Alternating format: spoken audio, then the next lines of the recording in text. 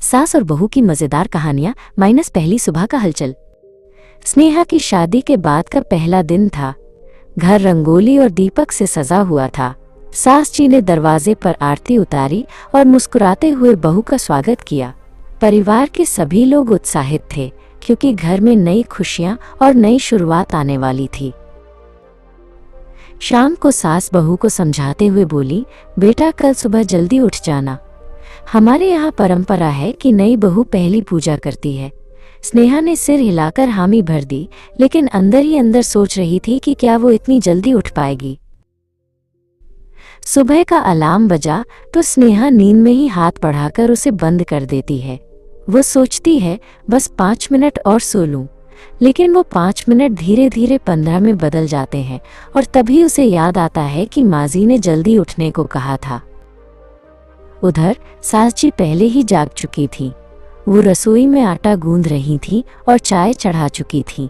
उनकी आदत थी कि दिन की शुरुआत जल्दी से करें।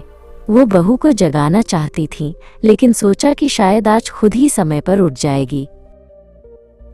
जब स्नेहा घबराकर बिस्तर से उठी, तब तक सूरज पूरी तरह निकल चुका था।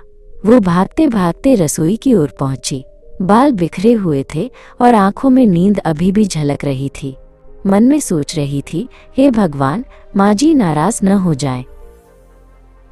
सास ने उसे देखते ही मुस्कुराते हुए कहा, कोई बात नहीं बेटा, पहली सुबह है, धीरे धीरे सब सीख जाओगे। उन्होंने बहू को डांटने के बजाय उसे एक प्याली चाय पकड़ा दी। स्नेहा को राहत मिली कि सास इतनी समझदार और नरम दिल वाली निकली। शर्माते हुए स्नेहा बोली, जी माँ जी, कल से पक्का समय पर उठूंगी। उसकी आवाज में घबराहट थी, लेकिन चेहरे पर मुस्कान थी। सास ने प्यार से सिर हिलाया और कहा, अच्छा है बेटा, लेकिन सबसे पहले खुद को आराम से रखो। बहू को अपनापन महसूस हुआ।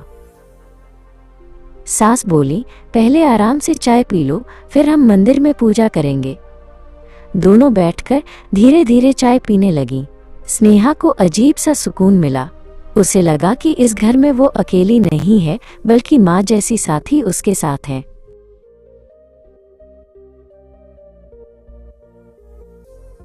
थोड़ी देर बाद सास और बहू मिलकर घर के मंदिर में दीपक जलाने पहुंची। अगरबत्ती की खुशबू पूरे घर में फैल गई। दोनों ने साथ साथ हाथ जोड़कर प्रार्थना की। स्नेहा को लगा जैसे माँ जी उसके लिए सचमुच भगवान का आशीर्वाद है।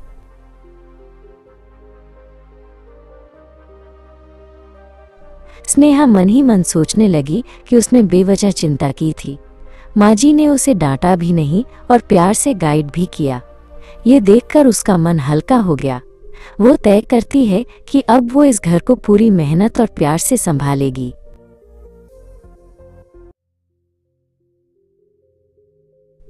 सास ने बहू की ओर देखते हुए मन ही मन सोचा, अभी बच्ची है, धीरे धीरे सब सीख जाएगी। उनके चेहरे पर चिंता नहीं, बल्कि अपनापन और उम्मीद झलक रही थी। उन्हें लगा कि अगर बहू को प्यार और धैर्य दिया जाए तो वो घर की असली रौनक बनेगी।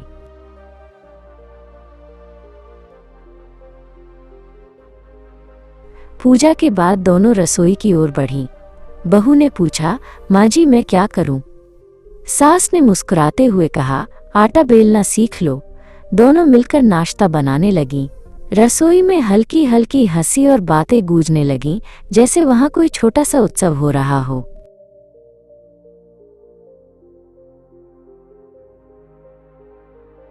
सास ने देखा कि बहू का पराठा गोल नहीं बल्कि तिकोना बन गया। वो हंसते हुए बोली, बेटा ये पराठा है या भूगोल का नक्शा? स्नेहा झेंप कर मुस्कुरा दी। दोनों के बीच हल्की सी मस्ती शुरू हो गई और माहौल पहले से भी खुशनुमा बन गया।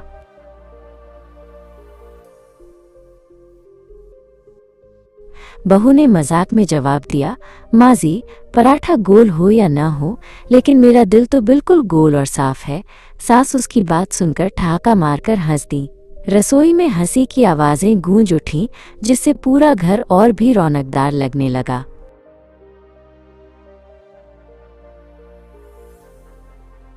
थोड़ी देर में घर के बाकी सदस्य भी नाश्ते के लिए आ गए। सब लोग डाइनिंग टेबल पर बैठ गए। बहू थोड़ी नर्वस थी कि सबको उसका बनाया नाश्ता पसंद आएगा या नहीं। सास ने उसे आश्वासन दिया, चिंता मत करो बेटा, सब अच्छा ही होगा।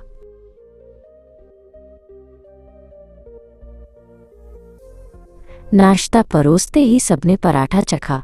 स्वाद अच्छा निकला और परिवार ने तारीफ कर दी। स्नेहा की आंखों में चमक आ गई। उसे लगा जैसे उसने कोई बड़ी जीत हासिल की हो।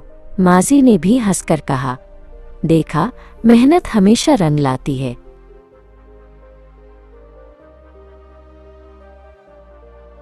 सास ने प्यार से बहू के सिर पर हाथ रखकर आशीर्वाद दिया। बोली, बेटा, तू सच में हमारे घर की रौनक है। बहू की आंखें नम हो गईं। उसे एहसास हुआ कि माँ जी सिर्फ सास नहीं बल्कि उसकी माँ जैसी साथी बन चुकी हैं।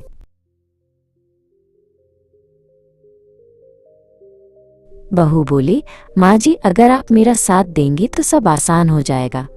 आप मेरा सबसे बड़ा सहारा हैं। सास ने कहा, सहारा नहीं बेटा, हम दोनों एक दूसरे की ताकत है। दोनों की आंखों में अपनापन और समझदारी झलकने लगी।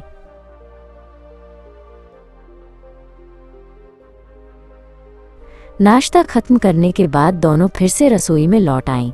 उन्होंने मिलकर बर्तन साफ किए और रसोई संभाली। बातें करते करते दोनों बार बार हंस पड़ती। स्नेहा को अब रसोई का काम बोझ नहीं लग रहा था, क्योंकि वो अब सास के साथ टीम वर्क का मजा ले रही थी।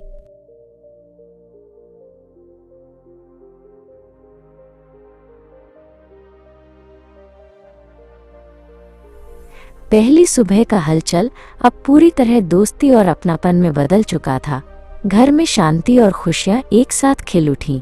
खिड़की से आती धूप मानो इस नए रिश्ते को आशीर्वाद दे रही थी। सास और बहू ने एक दूसरे की मुस्कान में अपना घर पा लिया।